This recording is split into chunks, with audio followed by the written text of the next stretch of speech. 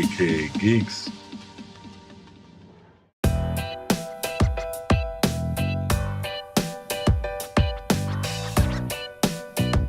Hey everybody, welcome to AKA Geeks. This is real news. Alright guys, I'm your host Sean, and this week in the movie world, we have a handful of stories that I want to share with you. First off, you have the contract dispute with Tom Cruise and Paramount over how much money he's gonna make filming Mission Impossible movies. Well, that's all come to an end. Finally, the movie is going to be back on track. They've decided on what to pay. I haven't seen any numbers exactly, but the initial squabble was over back-end percentages of how much he was getting, considering that he is making these movies just go beyond what you thought they would do after the third one.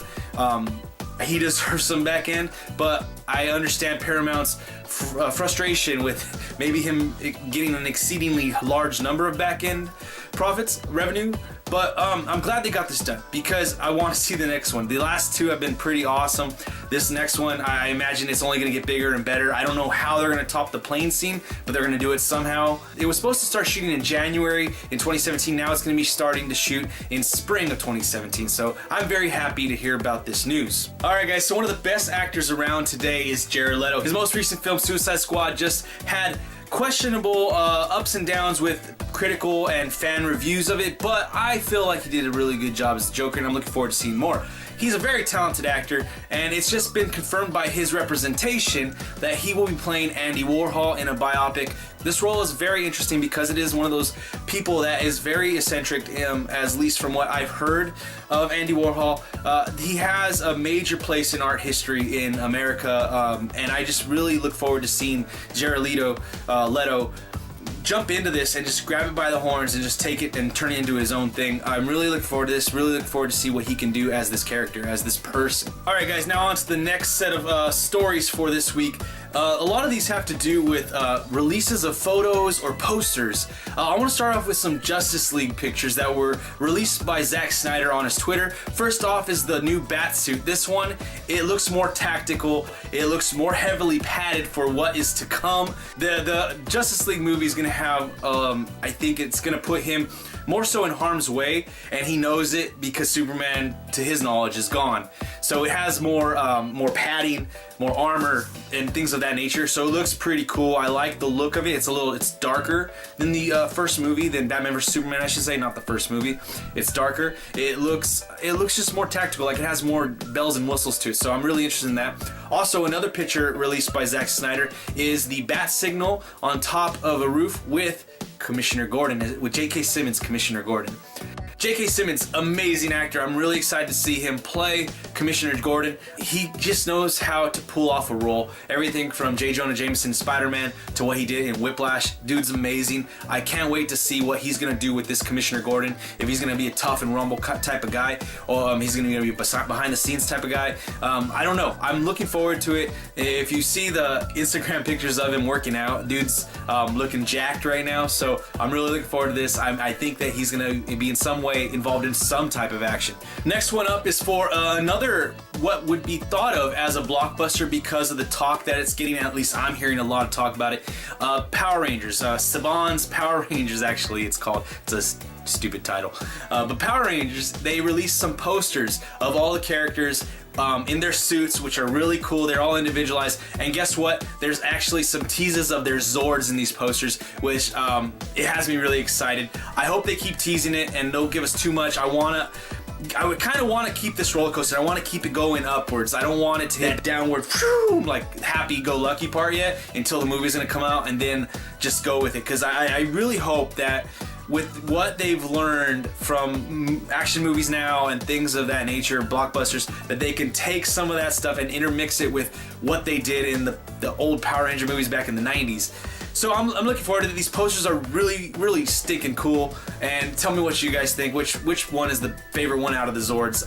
Who is your favorite character in Power Rangers as well? The next poster that was released is for John Wick 2. Now, a little funny note on this one. I was looking at it and I saw some comments about it. I saw someone tweet regarding this picture that he has his trigger finger on the trigger, because if you look at it closely, it's in the trigger. I thought that was so funny that people are getting so particular about this thing. The poster, it has him in a tux, all black.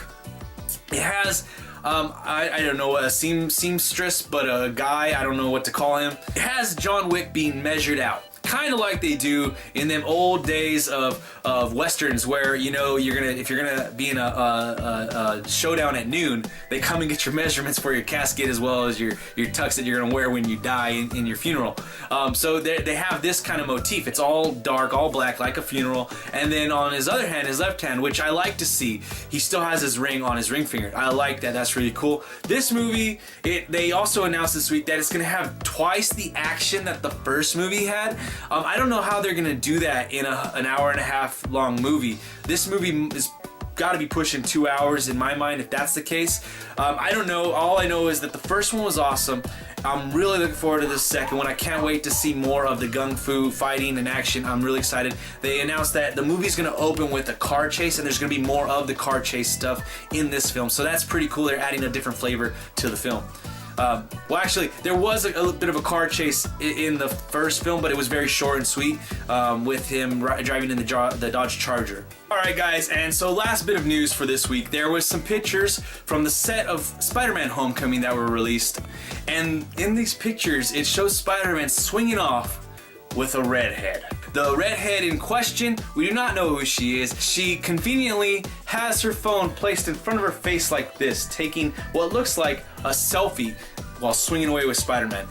Pretty interesting stuff. I like the teases that we're getting for Spider-Man Homecoming. They haven't been too egregious, I would say. They haven't shown us anything that's gonna like make you be super pissed off about the film. If you're pissed off about this, I'm sorry, but that's a little much. It could be Mary Jane, it could be a random redhead. We do not know.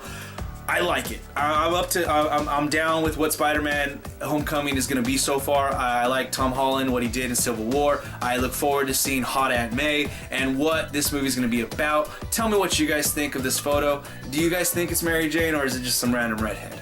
Alright guys, now on to the trailer segment this week. This week, I saw two trailers that caught my attention. First off, guys, we have a horror film. This is a sequel, and Halloween right around the corner. I'm pretty happy about this. It is Annabelle 2. This trailer is not so much a trailer to me, it's like a teaser, because it's short, it's sweet, it's to the point, it gives you a little bit, but not too much. It really got me wondering what was happening, because all they do is give you some sounds and they give you a reaction from a woman with the camera on her, and it's like, what is she looking at? It has me already pulled in.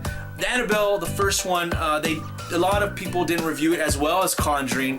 I did like it in its own right, but it wasn't the same type of thing as Conjuring. I am excited for this one to see what it does, see what that damn doll is gonna do to the people in this film. The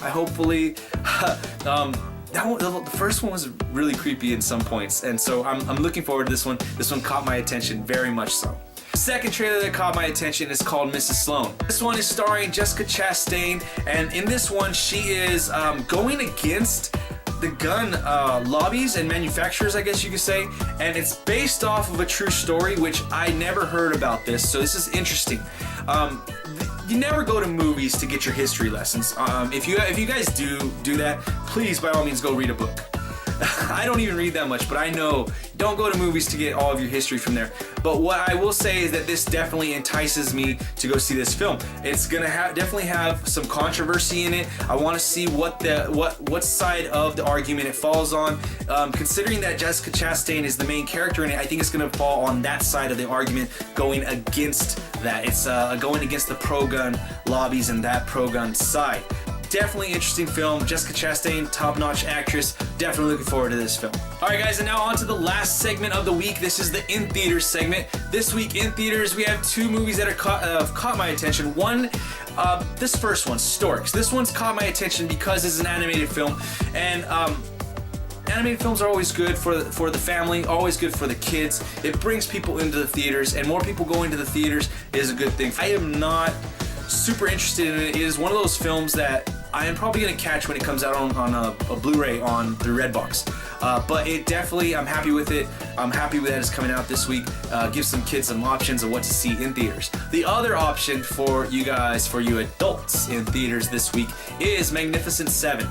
This one, with every trailer, it's just got me more and more pulled into it. I really, really want to see this film. I hope I can go see this film this weekend. My biggest hope for this film, because it is a Western film, the actors in it I'm fine with the actors. Vincent D'Onofrio, Denzel Washington, Chris Pratt. I'm all good with the actors. What I'm really hoping from this film is, because it is a Western, I really hope that they use a lot of practical effects. In the trailer, they show something blowing up. I really hope that explosion, that more of that happens in this film than CGI. I'm really looking forward to it. Hope that holds true. Let me know what you guys think about these two films. Are you looking forward to either Storks or Magnificent Seven? Alright guys, so that's it for this episode of Real News. Remember to check out AKA Geeks on our podcast every week. We got it going to iTunes, Spreaker. I think we're trying to figure out something with iHeartRadio. Something happened, but iHeartRadio as well. Google Play. Also, check us out on Facebook, Twitch, Twitter. We want to get some more stuff on Twitch, but Facebook will give you everything you need to know about us and what we got going on and all the news you need to know. Alright guys, so that's it for this episode of Real News. Remember to click the like, share, subscribe buttons down below. Leave your comments, questions, suggestions in the comment section. Let's have a great conversation about everything I talked about today, and I'll see you guys next time. Peace.